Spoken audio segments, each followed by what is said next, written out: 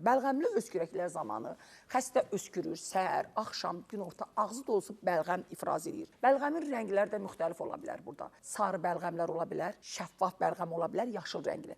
Şəffafın heç bir qorxusu yoxdur, onun tərkibində heç bir mikrob biz əkilik çıxmır. Amma sarı və yaşıl bəlğəmlər ciddi xəstəliklərin əlamətidir.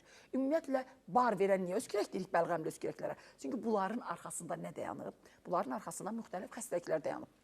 Əsasən görürsünüz, siqaret çəkmək bunu gizlədir. Necə gizlədir?